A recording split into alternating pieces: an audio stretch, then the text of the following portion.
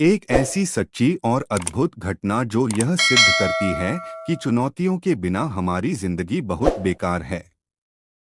मुसीबतें और बड़ी से बड़ी मुश्किलें ही हमें अपनी जीवन जीने की योग्यता देती है और हम सब उन्हीं से दूर भागने की कोशिश करते हैं।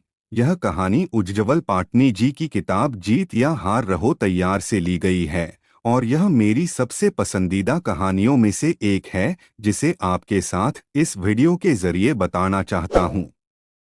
तो चलो दोस्तों, वीडियो की शुरुआत करते हैं। जापानियों को ताजा मछली खाने का बेहद शौक है।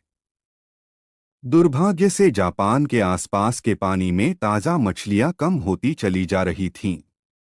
इस कमी को पूरा करने के लिए मछुआरों की नौकाएं आधुनिक और बड़ी होती जा रही थीं, क्योंकि अब उन्हें मछली पकड़ने के लिए पानी में काफी दूर तक जाना पड़ता था।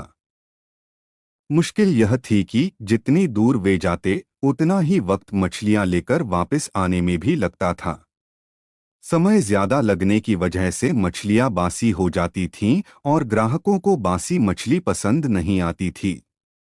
इस नई समस्या को हल करने के लिए बुद्धिमान जापानियों ने नौकाओं में बड़े बड़े फ्रीजर लगा दिए। वे मछली पकड़ते और फ्रीज में रख देते। उन्होंने सोचा कि मुश्किल हमेशा के लिए हल हो गई और इस खुशी में मछुआरों की कौम ने मिलकर खूब जमकर जश्न मनाया। परंतु अब एक और समस्या आ गई। ग्राहकों को इतने लंबे समय तक फ्रीज में रखी गई मछली का स्वाद बदला सा लगता था और वे इसकी बहुत कम कीमत देते थे। मेहनत करके उन्होंने इस नई चुनौती का भी हम ढूंढ निकाला। अब उन्होंने नौकाओं में मछली घर बनवा दिए।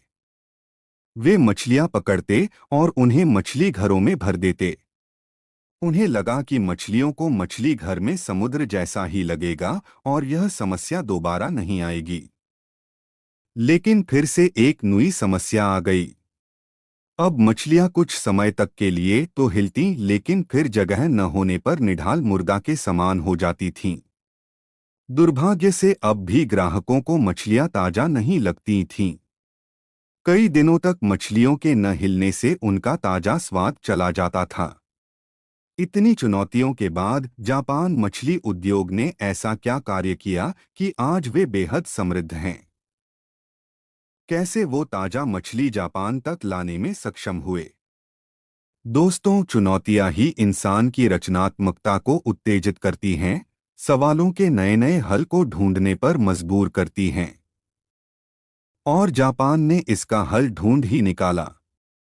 आज भी जापानी उन मछलियों को मछली घर में ही लाते हैं, परंतु अब वे मछली घर में एक छोटी सी शार्क डाल देते हैं। मछलियां अपनी रक्षा के लिए इधर-उधर भागती हैं और इस तरह वे सभी क्रियाशील रहती हैं। शार्क कुछ मछलियों को खा जाती हैं, लेकिन बाकी बहुत सारी मछलियां ताज़ी हालत में जापान पहुंचती हैं। इस कहानी से मिलने वाली सामान्य शिक्षाएं: एक, हर चुनौती अपने साथ एक समाधान लेकर जरूर आती है। दो, चुनौतियों से भागकर हार मानने की बजाय चुनौतियों से जूझो और उस खेल का मजा लो। तीन, यदि आपने एक छोटा सा लक्ष्य प्राप्त कर लिया तो अब बड़े लक्ष्य से जूझो, क्योंकि जब तक जूझते रहोगे तब तक जिंदा रहोगे। ये वीडियो कैसा लगा कमेंट करके जरूर बताएं और चैनल को सब्सक्राइब करना मत भूलिए।